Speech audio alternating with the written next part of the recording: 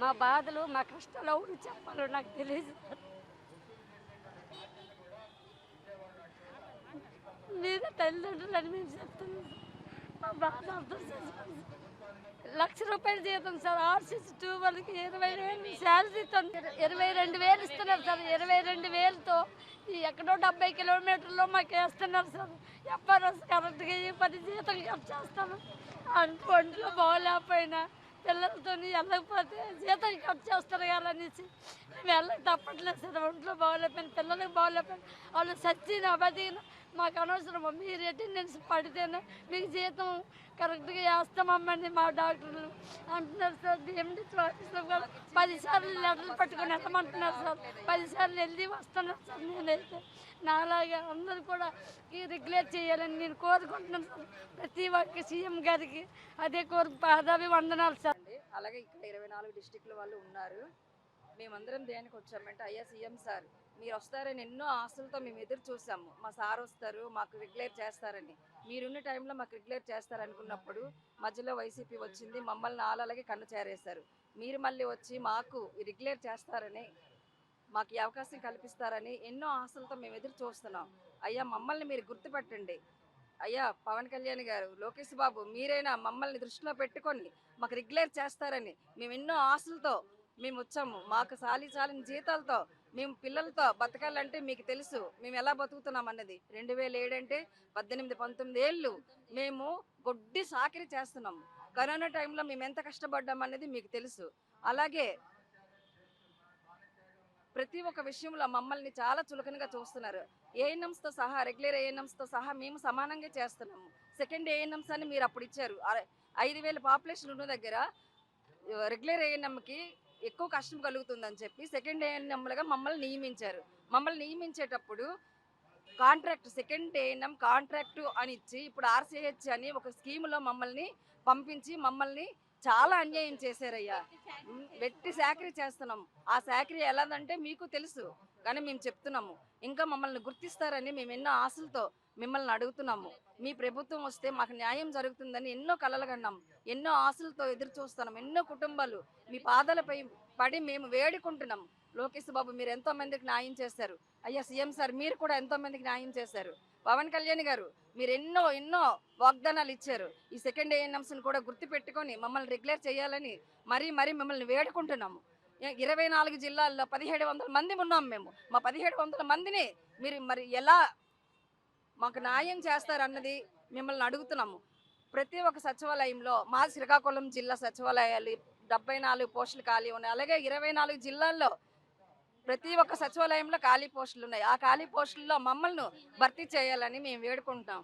మాకు రెగ్యులర్ చేయాలి, మాకు రెగ్యులర్ కావాలి. మాకు సమాన పని సమాన వేతనం ఇవన్నీ పక్కన పెడితే మాకు రెగ్యులర్ చేయండి. మేము 50 ఇయర్స్ పైబడి ఉన్నారు. అలాగే 62 సంవత్సరాలు కూడా కావాలని మేము కోరుకుంటున్నాము. ప్రతి ఒక్కరికి 60 సంవత్సరాలు ఇచ్చారు, మాకు అది కూడా లేదు. అది కూడా మాకు ఇస్తారని మేము వేడుకుంటున్నాము. ప్రతి ఒక్క విషయంలో మీరు మమ్మల్ని గుర్తించి ఈ ఒక్క సెకండ్ ఏఎన్ఎంలు సమస్యలను పరిష్కరిస్తారని మరీ వేడుకుంటున్నాం.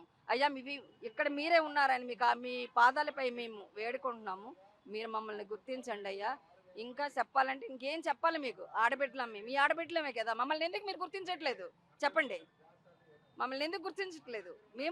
మేము వాళ్ళకే కదా గొడ్డి సాకరీ చేస్తున్నాము. మమ్మల్ని ఎందుకు ₹1,00,000 జీతంతో మేము చేస్తున్నాము? మాకు ఇస్తుంది 20,000. శ్రీకాకుళం జిల్లా నుంచి మాట్లాడుతున్నామండి.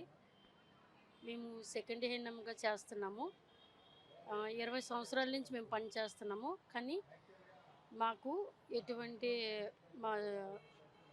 మా వర్క్ విషయంలో కానీ పని ఒత్తిడే జరుగుతుంది, కానీ మాకు ఎటువంటి అలవెన్స్లు అయితే ఏవీ లేవు. మాకు ఎటువంటి న్యాయం కూడా జరగట్లేదు. చాలామంది మా సెకండ్ ఏఎన్ఎంస్లో ఏజ్ బార్ అయిపోయిన వాళ్ళు అయితే చాలామంది ఉన్నారు. వాళ్ళకి కనీసం ఇప్పుడు ఏం లేదన్నా 50+, 55+ ఉండే వాళ్ళే ఉన్నారు. వాళ్ళకి ఏంటంటే జీతం పెరగక ఇంకా రెగ్యులర్ అవ్వక చాలామంది ఏంటంటే సఫర్ అవుతున్నారండి. దయచేసి ప్రభుత్వం మా పరిస్థితిని అర్థం చేసుకొని మాకు రెగ్యులర్ చేయాలని మేము కోరుకుంటున్నాము. ప్రతి ఒక్కరు కూడాను రెగ్యులర్ ఏఎన్ఎంతో సమానంగా మేము పనిచేస్తున్నాము. లీవ్స్ కూడా మాకు 15 లీవ్స్ ఉన్నాయి. కానీ మేము లీవ్స్ కూడా పెట్టుకోవడానికి కూడా మేము అర్హత లేదు. మాకు కనీసం బాగలేకపోయినా డ్యూటీకెళ్ళి డ్యూటీ చేయాల్సిన పరిస్థితి అయితే వస్తుంది. అలాంటప్పుడు మా పరిస్థితి దయచేసి ఈ ప్రభుత్వం వాళ్ళు అర్థం చేసుకొని మాకు రెగ్యులర్ చేయాలనేసి న్యాయం చేయాలని మేమైతే అనుకుంటున్నామండి. లోకేష్ సార్ గారికి, పవన్ కళ్యాణ్ గారికి, చంద్రబాబు గారికి నా నమస్కారాలండి. అది ప్రకాశం జిల్లా ఒంగోలు నుండి నేను వచ్చానండి. నా పేరు వై జాస్మిన్. మేము సెకండ్ ఏఎన్ఎంగా 19 సంవత్సరాల నుంచి మేము ఎంతో సేవ చేస్తున్నామండి. పల్స్ పోలియో చేస్తున్నాం, ఎరాడికేషన్ చేసాము, ఎన్నో జబ్బులు ఎరాడికేషన్ చేసాము. మళ్ళీ కరోనా సమయంలో మా ప్రాణాలు వెచ్చించి మేము చేసామండి. కరోనా మాకు వచ్చినా మేము ఎదుటి వాళ్ళకు సేవ చేసి వాళ్ళని రక్షించామండి.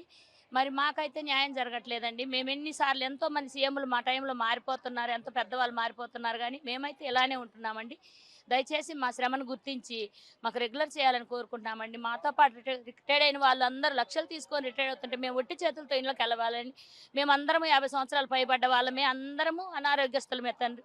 కాబట్టి మా ఇందు దయ ఉంచి మాకు రెగ్యులర్ చేసి మాకు జరగవలసిన న్యాయం జరిగించగలరని మీ పాదాలకు చెంతకు వచ్చి మేము మిమ్మల్ని అడిగి మీకు నమస్కారం. సార్ నమస్కారం సార్, సీఎం సార్కి. సార్ మేము 2007లో జాయిన్ అయ్యాం సార్. సెకండ్ ఏఎన్ఎంస్గా జాయిన్ అయ్యాం సార్. తర్వాత మమ్మల్ని ఒక 1 ఇయర్ వరకు ఉంచి ఆర్సీహెచ్ ఏఎన్ఎంగా స్కీమ్ వర్కర్గా మమ్మల్ని అందులో స్కీమ్లో పెట్టేశారు సార్. సార్ అప్పటి నుంచి కూడా మేము తక్కువ వేతనంతో ఎక్కువ పని భారంతో పని చేస్తున్నాం సార్. తర్వాత మేము ప్రతిరోజు అంటే ఇంట్లో ఎటువంటి ప్రాబ్లం ఉన్నా, అనారోగ్యం ప్రాబ్లం ఉన్నా, ఎవరికి ఏదైనా మాకు ఎఫ్ఆర్ఎస్ అయ్యకపోతే జీతం కట్ చేస్తున్నారు సార్. అయినా మేము ఎంత కష్టమైనా సరే కోవిడ్లో కూడా సార్ ప్రాణాపాయం అంచుల వరకు వెళ్ళి వచ్చినప్పుడు కూడా మాకు ఎవరు గుర్తించలేదు. మాలో ఎంతోమంది ఏఎన్ఎంస్ చనిపోయారు సార్. కానీ వాళ్ళు కూడా వాళ్ళ ఫ్యామిలీస్ వచ్చి రోడ్డు మీద పడినా ఎవరు పట్టించుకోలేదు సార్. మేము అంటే మా ఒంట్లో కష్టం ఉన్నంత వరకు మేము ఉద్యోగం చేయాలి సార్. మాది మా ఆరోగ్యం అనారోగ్యం గట్రా అయినా సరే మమ్మల్ని గుర్తించేవాళ్ళు కానీ మమ్మల్ని ఆదుకునే నాదులు కానీ ఎవరు లేరు సార్. మమ్మల్ని గుర్తించి మా జాబులు రెగ్యులర్ చేస్తారనేసి కోరుచున్నాను సార్. మీ ప్రభుత్వం వస్తే మమ్మల్ని గుర్తించి మమ్మల్ని రెగ్యులర్ చేస్తారని చెప్పేసి కోరుచున్నాం సార్. నమస్కారం అండి, నా పేరు లక్ష్మి అండి. నేను సిద్దంపేట అండి, మాది సిద్దంపేట మండలము. మాకనమాట మా పరిధిలోన నేను అప్పుడు 14 సంవత్సరాలు చేశానండి డ్యూటీ. నాకేమొచ్చి రీడెవలప్మెంట్ అని పేరుతోనే పలాస అక్కుపల్లి పిహెచ్సిలో పడేస్తారండి. 300 కిలోమీటర్లు అండి. అది వెళ్ళి రావడానికి చాలా కష్టం అండి. చిన్నపిల్లలు సంవత్సరం పాప వదిలి వెళ్ళలేక ఉండలేక సాలని జీతాలతోనే సావాలా బ్రతకాలా అలాగా ఇప్పటికీ నరక యాతన పడుతున్నామండి. ఏంటండి మాకు కొంచెం కూడా గుర్తింపు కూడా లేదు. సెకండ్ ఏఎన్ఎంస్ అంటే ఒక గడ్డి పోసలాపి తీసి పడేస్తున్నారు.